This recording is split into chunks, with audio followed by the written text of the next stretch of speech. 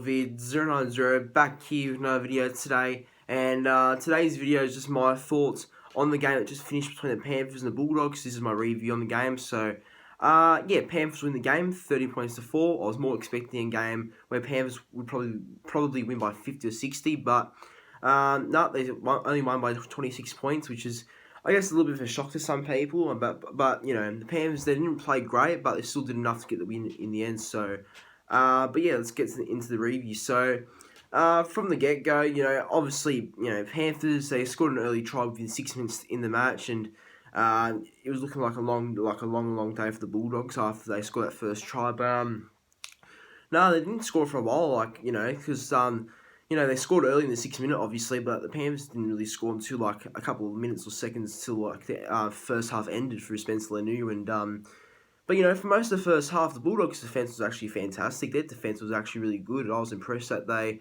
came with that sort of mentality for that game, and you know, they defended pretty well, I thought. And if only they defended a bit longer, I think the game would have been much closer. But you know, you can't always defend. You have to score points as well. That's the thing. I mean, Bulldogs' defense was good, and that's a good thing. The Bulldogs' defense did defend really well. But if you're going to defend if you're going to defend for most of the game, you have to also score points. And the problem is, whenever the Bulldogs had chances of scoring points, because in the first half, Panthers were terrible. They're making knock-ons and errors, particularly on that left side where there is Luai, Burton, and who's the other back row? Kickout's on that side as well, and they weren't really talking because that's where most of the errors came from the Panthers in their first half, through that side of Luai and Burton, and mainly that's where their knock-ons came from, that left side. And you know, whenever the Panthers made knock-ons, the Bulldogs always had an opportunity to score because the Panthers were making knock-ons mainly near their try line, and Bulldogs, they had a lot of chances to score in the first half. They had about like 8 or 10 chances to score, and they couldn't convert any tries in that first half, which was,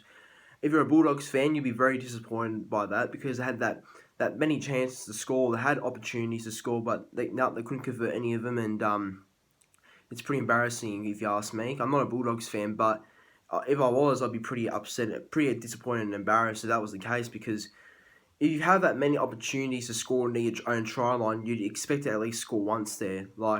And the Bulldogs didn't score anything. They didn't get any points from the Panthers knock-ons. They couldn't, recapitulate on those knock-ons that the Panthers did.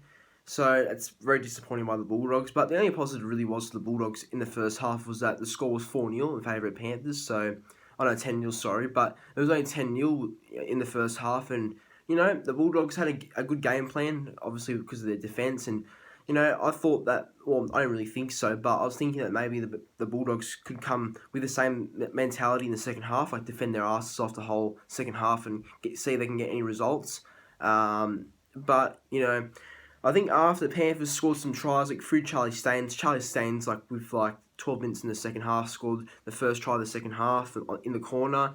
And it was 14 points to 0. Like Nathan Cleary missed the kick, obviously, and I just thought that when Charlie Staines, scored that try in the second half, I thought that's when the Bulldogs kind of dropped their heads a little bit. They kind of gave up when Staines scored the third try of the match for the Panthers, and I think that's when the Bulldogs were a bit disconnected and they kind of abandoned their game plan a little bit. So that's a bit disappointing how they, after that one try in the second half, they kind of all dropped their heads and just didn't play the same as they were in the first half. And, you know, after the Panthers scored tries after tries after tries, it was just all over from what it looked like. It was 26-0 with a couple of minutes left, and, you know, that's where I knew the game was over. When it was 26-0 with only 20 minutes left, I knew the game was over because Bulldogs can't come back from that. And but there was then afterwards, it was like 30 points to 0 after. Like, I think it's one of the best tries I've probably seen in the last couple of years. Like, I don't know if this is one of the best tries I've ever seen, but it's definitely going to be one of the best tries I've probably experienced the last couple of years. I mean, if you go back and watch it, it's a try that Stephen Crichton scored. Like, what happened was Brandon Wade came pretty sure to try to do a short pass to Matt Doorey or someone like that. And anyway, the Bulldogs knocked on it at their try line, and Matt Burton picks it up and runs nearly the whole way. He gets a nice offload. Like, Nick Cotric's about to tackle him to the ground, but then Matt Burton has one arm and he throws the ball to Brian To'o, and then Brian To'o makes a couple of meters, and then he does a nice one-hand offload back to Burden, and then Burden throws the ball back inside to it's supposed to be for Bryant to but then out of nowhere, Stephen Crichton grabs the ball one hand midair and just runs the whole way and scores. This is one of the best tries I've probably experienced the last couple of years. So make sure you go watch that try if you haven't already. But yeah, it was 30 points to nil with about 2 minutes left, and I was thinking that the Bulldogs, they're probably going to be scoreless like they were last time when they played the Panthers. But lucky for them, when the Panthers had 12 men, because Moses Yoda went to the sin bin around the end of the match. From the scrum fee, the Bulldogs scored a nice simple try of just from the scrum. Brandon Wakeham did a nice short ball to Nick Meaney, and Nick Meaney did a nice short ball to Aaron Shoup, the young Bulldogs centre, in his second game, and he scores a try for the Bulldogs. And then until then, it was 30 points to 4, and and then I think Bulldogs would be very relieved they scored a try, and they did not look likely to score all day. But yeah, credit to them for scoring a try, and credit to Aaron Shoup, the second game of getting a try for the Bulldogs. So that's good to see him get his first try in his second NRL match. So good for him. But yeah, guys, that's the end of my